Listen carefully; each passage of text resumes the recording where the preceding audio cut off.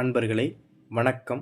நாம் இன்னைக்கு வீடியோ பதிவில் எதை பற்றின தகவலை பார்க்க போகிறோம் அப்படின்னு பார்த்தீங்கன்னா, அதாவது எதிரிகள் செய்யக்கூடிய தொடர்ந்து எதிரிகளால் செய்யக்கூடிய ஏவல், செய்வனை, பில்லி, சூனியம் இது போன்ற மாந்திரீக பிரச்சனையினால் ஒரு நபர் நெடு நாட்களாக துன்பத்தை அனுபவிக்கிறீங்க அப்படின்னா, எளிமையாக நம்ம என்ன செஞ்சிட முடியும்னா, ஒரு சில எந்திரங்களையும் ஒரு சில மைமுறைகளையுமே நம்ம பயன்படுத்தி அந்த ஏவல் பிரச்சனையிலிருந்து நம்ம முற்றிலுமாக நிரந்தரமாக நம்ம அதில் இருந்து வெளிவர முடியும். சரிங்களா?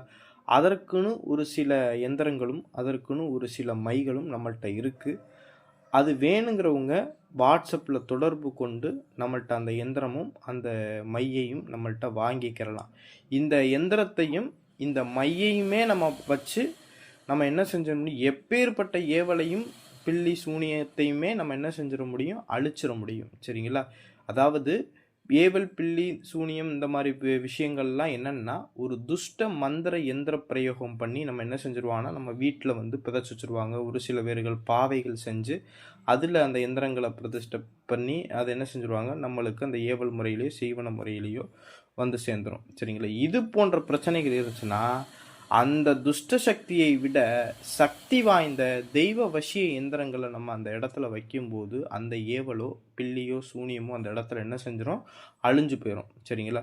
ஒரு சில பேர்களுக்கு ஏவல் முறையில் ஏவி விட்டுருப்பாங்க. ஒரு துஷ்ட தேவதைகளையோ இல்லை பேய் பிசாசுகளையோ இல்லை ஒரு தெய்வ தேவதைகளையோ ஏவி விட்டுருப்பான். இது போல பிரச்சனை இருந்தாலும் அந்த நபர்களுக்கு என்ன வரும்னா, தூக்கம் வராது. நைட்லாம் தூக்கம் வராது. சரிங்களா?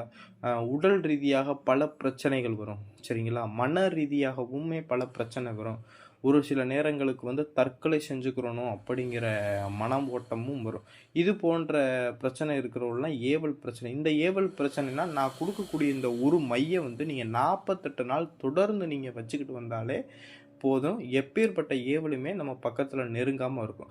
ஒரு ஏவல் ஒரு 48 நாள் தொடர்ந்து நம்ம உடலில் ஒட்ட விடாமல் பண்ணிட்டோம் அப்படின்னா, அது என்ன செஞ்சிடும், தன்னை யார் ஏவி விட்டாங்களோ அவங்க இடத்துக்கு அது போயிடும். சரிங்களா? திருப்பி நம்மள்கிட்ட வராது. சரிங்களா?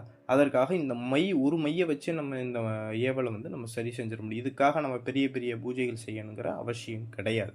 அடுத்ததாக பார்த்தீங்கன்னா, ஒரு சில பேர்கள் வீட்டில் வளர்ச்சியை அடையக்கூடாது, அந்த குடும்பம் நாசமாக போகணும் அப்படிங்கிற மாதிரி என்ன செஞ்சுருப்பாங்கன்னா, வீட்டு வாசல்லையோ இல்லை வீட்டுக்குள்ளேயோ என்ன செஞ்சுருப்பாங்கன்னா, ஒரு சில செய்வினை தகடுகளை பிதைச்சி வச்சுருப்பாங்க.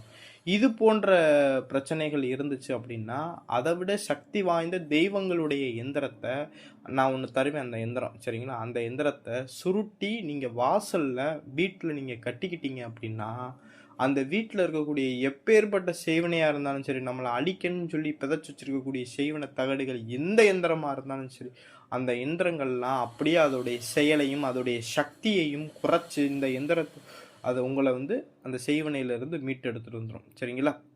அந்த செய்வன தகடை கட்டிட்டு நான் ஒரு சில மூலிகை பொருட்களை வச்சு வீடு முழுக்க ஒரு சாம்பிராணி போக போடணும். இது மாதிரி நம்ம கொஞ்சம் தொடர்ந்து நம்ம செஞ்சுக்கிட்டு வந்துக்கிட்டு இருந்தோம் அப்படின்னா, அந்த குடும்பத்தில் பிரச்சனைகள்லாம் நீங்கி ஒற்றுமைங்கிறது நில ஆரம்பிச்சிடும். உங்களுடைய குலதெய்வமும் வீட்டுக்குள்ளே வர ஆரம்பிச்சிடும். சரிங்களா? இந்த மாதிரி பிரச்சனைகள் யாரேனும் இருந்தீங்க, நெடு நாட்களாக அந்த செய்வனை ஏவல்னால கஷ்டப்படக்கூடியவங்க எந்த நபராக இருந்தாலும் இருந்தீங்க அப்படின்னா, நம்மளுடைய ஸ்க்ரீனில் கொடுத்துருக்கக்கூடிய வாட்ஸ்அப் நம்பருக்கு தொடர்பு கொண்டு நம்மள்ட்ட இந்த எந்திரத்தையும் இந்த மையும் வாங்கிக்கிறலாம்.